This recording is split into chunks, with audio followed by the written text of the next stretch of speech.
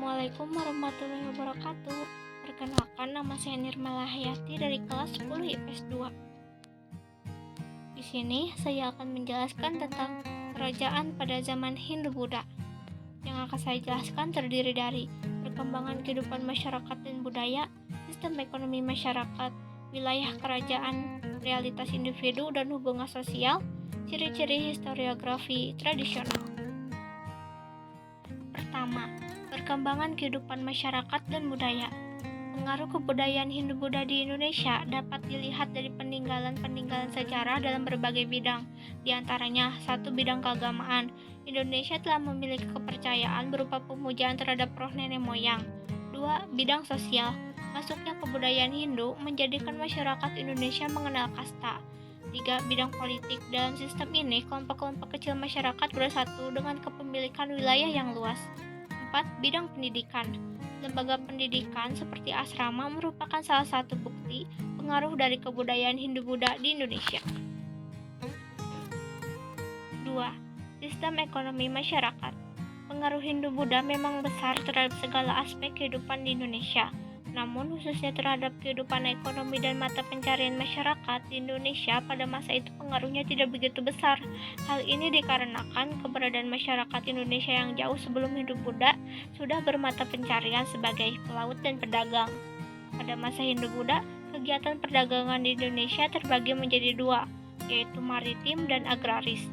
Perdagangan maritim dilakukan oleh kerajaan yang berada di pesisir seperti Kerajaan Sriwijaya. Perdagangan agraris biasa dilakukan kerajaan yang berada di daerah pedalaman, seperti Kerajaan Kutai, Tarumanegara, Mataram Kuno, Kediri, dan Singasari.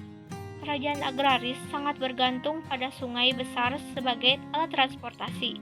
Sungai Mahakam, Candrabaga, Bengawan Solo, dan Brantas merupakan sungai-sungai utama di wilayah kepulauan Indonesia yang berperan penting dalam kegiatan perdagangan agraris. Lalu ada wilayah kerajaan zaman Hindu-Buddha. 1. Kerajaan Kutai. Kerajaan Kutai Martapura adalah kerajaan Hindu tertua di Indonesia yang didirikan sekitar abad ke-4. Letak kerajaan ini berada di daerah Muarakaman di tepi Sungai Mahakam, Kalimantan Timur. Keberadaan Kutai diketahui berdasarkan sumber sejarah yang ditemukan, yaitu berupa 7 prasasti Yupa yang ditulis dengan huruf Palawa dengan bahasa Sanskerta. Dalam prasasti Yupa disebut nama Raja Kudungga yang pertama menduduki tahta kerajaan Kutai. Disebut pula bahwa Kudungga memiliki seorang putra bernama Asmawarman yang menjadi raja kedua Kutai. 2. Kerajaan Tarumanegara. Kerajaan Tarumanegara didirikan oleh Raja Diraja Guru Jayasingawarman pada tahun 358 Masehi di tepi Sungai Citarum, Kabupaten Lebak, Banten. Raja Diraja Guru Jayasingawarman merupakan seorang maharesi atau pendeta dari Salankayana, India. 3. Kerajaan Kalingga. Kerajaan Kalingga adalah kerajaan bercorak Hindu-Buddha yang berada di Jawa Tengah sekitar abad ke-6 Masehi. Sejarah kerajaan Kalingga dapat diketahui dari jejak peninggalan pada saat ini. Pendiri kerajaan Kalingga adalah Dapunta Shailendra yang berasal dari dinasti Shailendra. Kerajaan Kalingga dikenal juga dengan nama lain Kerajaan Holing, Heling, dan Keling. Nama ini sekaligus menjadi penanda kerajaan Kalingga dekat dengan Cina dan India. 4. Kerajaan Sriwijaya. Kerajaan Sriwijaya adalah kerajaan bercorak Buddha yang didirikan oleh Dapunta Hyang Srijayanasa pada abad ke-7. Kerajaan Sriwijaya terletak di tepian Sungai Musi, daerah Palembang, Sumatera Selatan. Pada masanya, kerajaan maritim ini banyak memberi pengaruh di Nusantara. Kerajaan Sriwijaya mencapai puncak kejayaan ketika diperintah oleh Raja Balaputradewa yang berkuasa pada abad ke-9. 5. Kerajaan Mataram Kuno. Kerajaan Mataram Kuno adalah kerajaan Hindu-Buddha yang berdiri di Jawa Tengah bagian selatan pada abad ke-8. Kemudian pindah ke Jawa Timur pada abad ke-10.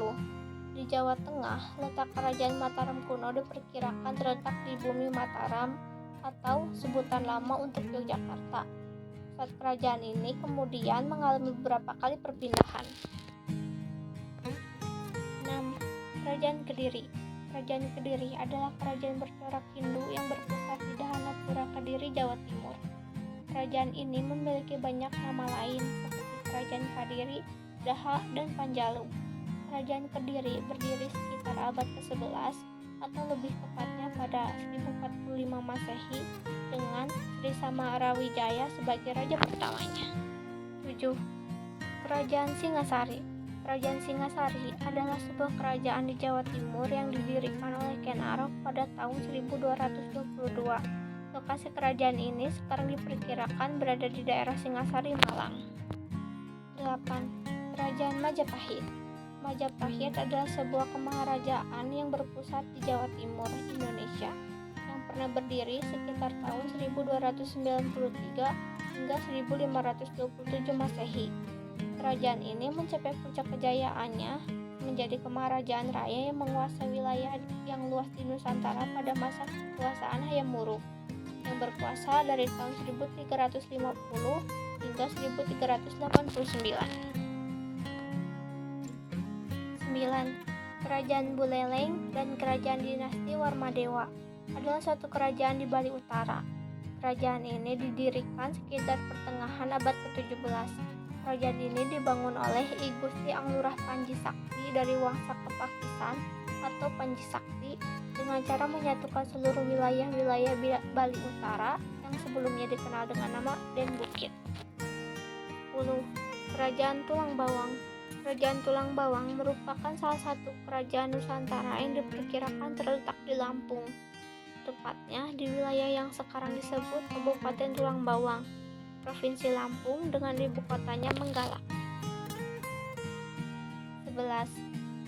Kerajaan Kota Kapur. Kerajaan Kota Kapur diperkirakan sudah berdiri sejak sekitar abad ke-5 sampai 6 Masehi. Hal tersebut didukung dengan adanya penemuan berupa arca Wisnu yang berjumlah 4 buah, yang mana memiliki gaya arsitektur pre-Angkor. Pendukung lain yang menunjukkan awal mula berdirinya kerajaan ini adalah hasil analisa dari carbon dating benteng yang menunjukkan tahun 532 Masehi.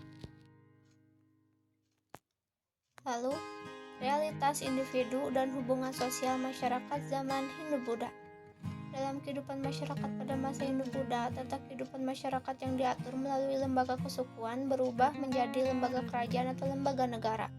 Masuknya kebudayaan Hindu dan Buddha menjadikan masyarakat Indonesia mengenal aturan kasta, yaitu kasta Brahma, kaum pendeta, dan para sarjana, kasta kesatria, para prajurit, pejabat, dan bangsawan, kasta Waisya, pedagang, petani, pemilik tanah, dan prajurit, kasta Sudra, rakyat jelata, dan pekerja kasar.